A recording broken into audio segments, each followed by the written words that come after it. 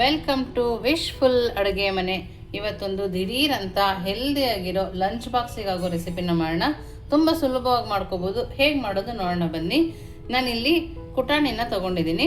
ಇದಕ್ಕೆ ಸ್ವಲ್ಪ ಕಡಲೆ ಬೀಜನ ಹಾಕ್ಕೊಳ್ತಾ ಇದ್ದೀನಿ. 1 ಸ್ಪೂನ್ ಆಗೋಷ್ಟು ಕಡಲೆ ಬೀಜನ ಹಾಕ್ಕೊಂಡಿದ್ದೀನಿ. ಹಾಗೆಯೇ ಇಲ್ಲಿ ಹಸಿ ಮೆಣಸಿನ್ಕಾಯಿನ ಹಾಕ್ಕೊಳ್ತಾ ಇದ್ದೀನಿ. ಹಣ್ಣಾಗಿರೋ ಮೆಣಸಿನ್ಕಾಯಿ 1 ಹಾಕ್ಕೊಂಡಿದ್ದೀನಿ. ಹಾಗೆಯೇ ಹಸಿರಿರೋ ಮೆಣಸಿನ್ಕಾಯಿ 1 ಹಾಕ್ಕೊಂಡಿದ್ದೀನಿ. ಇದಕ್ಕೇ ಸ್ವಲ್ಪ ಸೋಂಪನ್ನು ಹಾಕ್ಕೊಳ್ತಾ ಇದ್ದೀನಿ. ನೋಡಿ, ಇವಾಗ ಸ್ವಲ್ಪ ಹಸಿ ಶುಂಠಿ ಕೂಡ ಹಾಕ್ಕೊಂಡಿದ್ದೀನಿ. ಹಾಗೆಯೇ ಕರಿಬೇವಿನ ಸೊಪ್ಪನ್ನ ಕಟ್ ಮಾಡಿ ಹಾಕ್ಕೊಳ್ತಾ ಇದ್ದೀನಿ. ಫ್ರೆಶ್ ಕರಿಬೇವಿನ ಸೊಪ್ಪು ಘಮ ಘಮ ಅಂತಿದೆ, ತುಂಬಾ ಚೆನ್ನಾಗಿ ಬರುತ್ತೆ ಟೇಸ್ಟು. ಇಷ್ಟನ್ನು ಹಾಕ್ಕೊಂಡು ನಾವು ಇದನ್ನು ಸಣ್ಣದಾಗಿ ಕುಟ್ಕೊಂಬರ್ಬೇಕು. ಈ ಥರ ಕುಟ್ಕೊಳ್ಳೋದ್ರಿಂದನೇ ಮಸಾಲ ಸೂಪರಾಗಿ ಬರುತ್ತೆ. ಹಾಗಾಗಿ ನಾನಿಲ್ಲಿ ಕಲ್ಲಲ್ಲೇ ಕುಟ್ಕೊಳ್ತಾ ಇದ್ದೀನಿ. ನೋಡಿ, ಈ ಥರ ಚೆನ್ನಾಗಿ ಕುಟ್ಕೊಬಂದಿದ್ದೀನಿ. ನೋಡಿ, ಇಲ್ಲಿ ಕಡಲೆ ಬೀಜ ಒಂದು ಸ್ವಲ್ಪನೂ ಕಾಣಿಸ್ತಾ ಇಲ್ಲ. ಹಸಿ ಮೆಣಸಿನ್ಕಾಯಿ ಹಾಗೆ ಇದ್ದರೆ ಪರವಾಗಿಲ್ಲ. ಕಡಲೆ ಬೀಜ ಇಲ್ದಿರೋ ಥರ ಚೆನ್ನಾಗಿ ಜಜ್ಕೊಂಬರ್ಬೇಕು. ಇವಾಗ ಇದನ್ನು ಪಕ್ಕಕ್ಕೆ ಎತ್ತಿಟ್ಟು ನೆಕ್ಸ್ಟ್ ಏನು ಮಾಡೋದು ನೋಡೋಣ ಬನ್ನಿ. ನೋಡಿ, ನಾನಿಲ್ಲಿ ಒಂದು ಬೌಲ್ ಥರ ಪ್ಲೇಟ್ನ ತೊಗೊಂಡಿದ್ದೀನಿ. 1 ಕಪ್ ಆಗುವಷ್ಟು ಗೋಧಿ ಹಿಟ್ಟನ್ನು ಹಾಕ್ಕೊಳ್ತಾ ಇದ್ದೀನಿ. ಹಾಗೆಯೇ ನಾನಿಲ್ಲಿ ಚಿರೋಟಿ ರವೆನ ಹಾಕ್ಕೊಳ್ತಾ ಇದ್ದೀನಿ. ಒಂದು ಅರ್ಧ ಕಪ್ ಆಗುವಷ್ಟು ಚಿರೋಟಿ ರವೆ ಇದೆ. ಇದಕ್ಕೇ ರುಚಿಗೆ ತಕ್ಕಷ್ಟು ಉಪ್ಪು, ಒಂದು ಅರ್ಧ ಸ್ಪೂನ್ ಆಗುವಷ್ಟು ಜೀರಿಗೆ, ಸ್ವಲ್ಪನೇ ಅರಿಶಿನ ಪುಡಿ, ಹಾಗೆಯೇ ಸ್ವಲ್ಪ ಖಾರದ ಪುಡಿ, ಸ್ವಲ್ಪ ಧನಿಯಾ ಪುಡಿ, ಸ್ವಲ್ಪ ಮೆಣಸಿನ ಪುಡಿ. ನಾನಿಲ್ಲಿ ಸ್ವಲ್ಪನೇ ಗರಂ ಮಸಾಲ ಹಾಕ್ಕೊಳ್ತಾ ಇದ್ದೀನಿ. ನೋಡಿ, ಇಷ್ಟನ್ನು ಹಾಕ್ಕೊಂಡು ನಾವು ಕುಟ್ಕೊಂಡು ಇಟ್ಕೊಂಡಿದ್ವಲ್ಲ ಆ ಮಸಾಲ ಕೂಡ ಈಗ ಹಾಕ್ಕೊಳ್ಳೋಣ. ನೋಡಿ, ಆ ಮಸಾಲ ಹಾಕಿದ ಮೇಲೆ ಚೆನ್ನಾಗಿ ಮಿಕ್ಸ್ ಮಾಡಬೇಕು. ನೋಡಿ, ಈ ಥರ ಮಸಾಲಾಗೆ ಗೋಧಿ ಹಿಟ್ಟು, ಚಿರೋಟಿ ರವೆ ಎಲ್ಲದಕ್ಕೂ ಹೊಂದ್ಕೊಳ್ಳೋ ಥರ ನಾವು ಈ ಥರ ಚೆನ್ನಾಗಿ ಕೈಯಲ್ಲೇ ಕಲಿಸ್ಕೊಬೇಕು. ನೀವಿನ್ನೂ ನಮ್ಮ ವಾಟ್ಸಪ್ ಗ್ರೂಪಿಗೆ ಜಾಯಿನ್ ಆಗಿಲ್ಲ ಅಂದರೆ ವಿಶ್ಫುಲ್ ಅಡುಗೆ ಮನೆ ವಾಟ್ಸಪ್ ಗ್ರೂಪಿಗೆ ಜಾಯಿನ್ ಆಗೋದನ್ನು ಮರಿಬೇಡಿ. ನೋಡಿ, ಬೆಳಗ್ಗೆ ಎದ್ದು ಏನು ಮಾಡೋದು ಅಂತದ್ದು ಅಂದ್ಕೊಂಡಾಗ ದಿಢೀರಾಗಿ ಈ ರೆಸಿಪಿನ ಮಾಡ್ಕೊಬೋದು. ತುಂಬ ಟೇಸ್ಟಿಯಾಗಿರುತ್ತೆ. ಇದಕ್ಕೆ ಯಾವುದೇ ರೀತಿಯಾದ ಚಟ್ನಿ ಅವಶ್ಯಕತೆ ಇಲ್ಲ, ಹಾಗೆ ಕೂಡ ನಾವು ಮಾಡ್ಕೋಬೋದು. ಈ ಥರ ಚೆನ್ನಾಗಿ ಕಲಿಸ್ಕೊಂಡು ಆಮೇಲೆ 1-2 ಸ್ಪೂನಷ್ಟು ಎಣ್ಣೆನ ಹಾಕ್ಕೊಳ್ತಾ ಇದ್ದೀನಿ. ನೀವು ಎಣ್ಣೆ ಬೇಡ, ಡಯಟ್ ಮಾಡ್ತೀವಿ ಅಂದರೆ ತುಪ್ಪ ಕೂಡ ಹಾಕ್ಕೋಬೋದು. ನೋಡಿ, ಈ ಥರ ಹಾಕೋದ್ರಿಂದ ತುಂಬ ಚೆನ್ನಾಗಿ ಬರುತ್ತೆ. ನೋಡಿ, ಇಷ್ಟನ್ನು ಹಾಕಿ ಈ ಥರ ಕಲಿಸ್ಕೊಂಡ ನಂತರ ಇವಾಗ ನಾವು ಸ್ವಲ್ಪನೇ ಕಸೂರಿ ಮೇಥಿನ ಹಾಕೋಣ. ಹಾಗೆಯೇ ಕೊತ್ತಂಬರಿ ಸೊಪ್ಪು ಸ್ವಲ್ಪ ಜಾಸ್ತಿ ಬೇಕಿದ್ರೂ ಹಾಕೋಬೋದು. ನಾನಿಲ್ಲಿ ಸ್ವಲ್ಪ ಸಕ್ಕರೆ ಪುಡಿನ ಹಾಕ್ಕೊಳ್ತಾ ಇದ್ದೀನಿ. ನೋಡಿ, ಸಕ್ಕರೆ ಪುಡಿ ಹಾಕ್ಕೊಂಡ್ಮೇಲೆ ತುಂಬ ನೀಟಾಗಿ ಕಲಿಸ್ಕೊಬೇಕು. ನೋಡಿ, ಕೊತ್ತಂಬರಿ ಸೊಪ್ಪು ಹಾಕೋದ್ರಿಂದ ಟೇಸ್ಟಿಯಾಗಿರುತ್ತೆ. ನೋಡಿ, ಈ ಥರ ಕಲಸಿ ನೆಕ್ಸ್ಟ್ ಇದಕ್ಕೆ ಬಿಳಿ ಎಳ್ಳನ್ನು ಹಾಕ್ಕೊಳ್ತಾ ಇದ್ದೀನಿ. ನೋಡಿ, ಇಷ್ಟನ್ನು ಹಾಕಿ ನೋಡಿ ನೀಟಾಗಿ ಮಿಕ್ಸ್ ಮಾಡ್ಕೊಬೇಕು. ತುಂಬ ಹೆಲ್ದಿಯಾಗಿರುತ್ತೆ. ರವೆ ಗೋಧಿ ಹಿಟ್ಟು ಯಾವಾಗಲೂ ಚಪಾತಿ ತಿಂದು ಬೇಜಾರಂತಾರೆ. ಲಂಚ್ ಬಾಕ್ಸಿಗೆ ಒಂದೇ ಥರ ತೊಗೊಂಡೋಗಲ್ಲ. ಈ ಥರ ಡಿಫ್ರೆಂಟಾಗಿ ನೀವು ಮಾಡಿಕೊಡಿ, ಬಾಕ್ಸ್ ಖಾಲಿಯಾಗಿ ಬರೋದಂತೂ ಗ್ಯಾರಂಟಿ.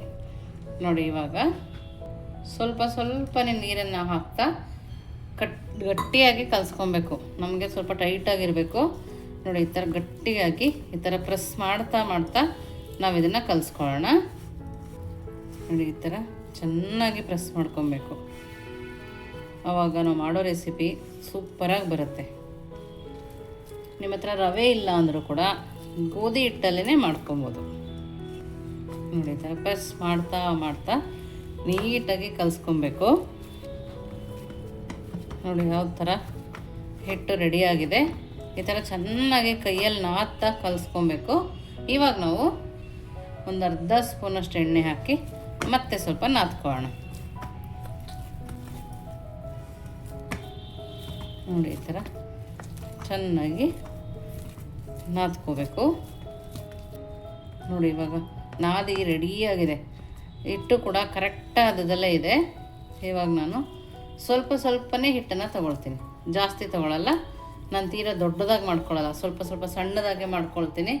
ಲಂಚ್ ಬಾಕ್ಸಿಗೆ ಮಕ್ಕಳಿಗೆ ಯಾವ ಥರ ಇಷ್ಟ ಆಗುತ್ತೋ ಆ ಥರನೇ ನಾನಿಲ್ಲಿ ಮಾಡ್ಕೊಳ್ತೀನಿ. ನೋಡಿ, ಈ ಥರ ಉಂಡೆಗಳನ್ನಾಗಿ ಮಾಡಿ ಪಕ್ಕಕ್ಕೆ ಎತ್ತಿಟ್ಕೊಳ್ಳೋಣ. ನೋಡಿ, ಎಲ್ಲವುದು ಈ ಥರ ಮಾಡ್ಕೊಂಡಿರೋದು. ಇವಾಗ ಇದನ್ನ ಒಂದು ಉಂಡೆ ತಗೊಳ್ಳೋಣ.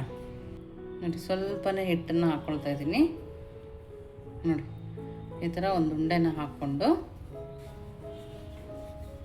ಸಣ್ಣದಾಗಿ ಲಟ್ಟಿಸ್ಕೋಬೇಕು. ಇದು ಸ್ವಲ್ಪ ದಪ್ಪನೇ ಇರಬೇಕು, ತೆಳುವಾಗಿ ಬರಬಾರ್ದು.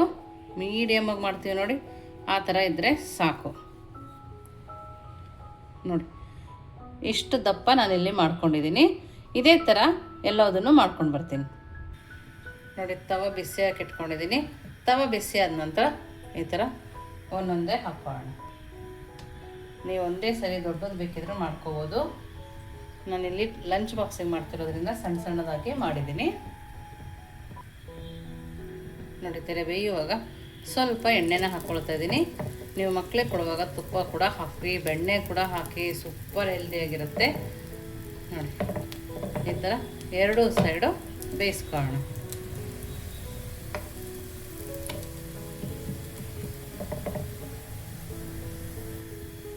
ನೋಡಿ, ಈ ಸೈಡ್ ಕೂಡ ಸ್ವಲ್ಪನೇ ಎಣ್ಣೆ ಹಾಕ್ಕೊಳ್ತಿದ್ದೀನಿ. ನಾನು ಜಾಸ್ತಿ ಎಣ್ಣೆಯನ್ನು ಹಾಕ್ಕೊಳ್ತಾ ಇಲ್ಲ, ಸ್ವಲ್ಪ ಸ್ವಲ್ಪ ಹಾಕಿ ಈ ಥರ ಬೇಯಿಸ್ಕೊಳ್ಳೋಣ.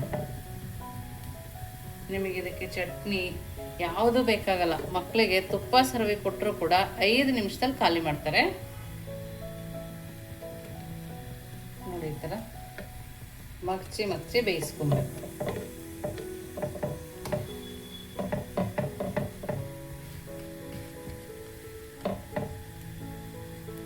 ಈ ಥರ ಚೆನ್ನಾಗಿ ಬೇಯಿಸ್ಕೊಂಡಾಗ ಟೇಸ್ಟ್ ಕೂಡ ಸೂಪರ್ ಆಗಿರುತ್ತೆ.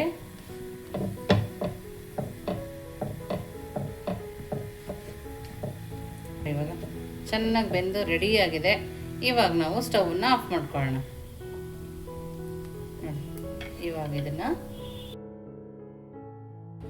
ಬಿಸಿ ಬಿಸಿ ಗೋಧಿ ರವೆ ಪರಾಟ ರೆಡಿ ಇದೆ. ನೋಡ್ತಾ ಇರ್ಬೋದು ಎಷ್ಟು ಸಕ್ಕದಾಗಿ ಕಾಣಿಸ್ತದೆ ಅಂತೇಳಿ. ತುಂಬ ಅಂದರೆ ತುಂಬ ಸಾಫ್ಟ್ ಆಗಿದೆ. ನೋಡಿ, ಕೈಯಲ್ಲಿ ಜಸ್ಟ್ ಈ ಥರ ಮುರಿದ್ರೆ ಸಾಕು ಕಟ್ಟಾಗ್ತಾ ಇದೆ. ಲಂಚ್ ಬಾಕ್ಸಿಗೆ ಹಾಕ್ಕೊಟ್ರು ಕೂಡ ಗಟ್ಟಿ ಆಗೋದಿಲ್ಲ, ಅಷ್ಟು ಚೆನ್ನಾಗಿರುತ್ತೆ. ಇದ್ರ ಜೊತೆಗೆ ನೀವು ಮೊಸರು ಕೂಡ ತಗೋಬೋದು. ನೋಡಿ, ಲಂಚ್ ಬಾಕ್ಸಿಗೆ ಹಾಗೆ ಕೊಡೋದಕ್ಕಿಂತ ಮೊಸರು ಕೊಟ್ಟರು ಕೂಡ ಸಕ್ಕದಾಗಿರುತ್ತೆ. ನೋಡಿ, ತುಂಬ ಅಂದರೆ ತುಂಬ ಟೇಸ್ಟಿಯಾಗಿರುತ್ತೆ. ನಿಜವಾಗ್ಲೂ ತುಂಬ ಟೇಸ್ಟಿಯಾಗಿದೆ. ಖಂಡಿತವಾಗ್ಲೂ ನೀವು ಒಂದ್ಸರಿ ಮನೇಲಿ ಮಾಡಿ ಹೇಗೆ ಬಂತು ಅಂತ ವಿಶ್ಫುಲ್ ಅಡುಗೆ ಮನೆಗೆ ಕಮೆಂಟ್ ಮೂಲಕ ತಿಳಿಸೋದನ್ನು ಮರಿಬೇಡಿ. ನೀವಿನ್ನು ನಮ್ಮ ಚಾನಲ್ ಲೈಕ್ ಮಾಡಿದ್ರೆ ಲೈಕ್ ಮಾಡಿ, ಶೇರ್ ಮಾಡಿ, ಸಬ್ಸ್ಕ್ರೈಬ್ ಮಾಡಿ. ವಿಶ್ಫುಲ್ ಅಡುಗೆ ಮನೆಗೆ ಥ್ಯಾಂಕ್ ಯು.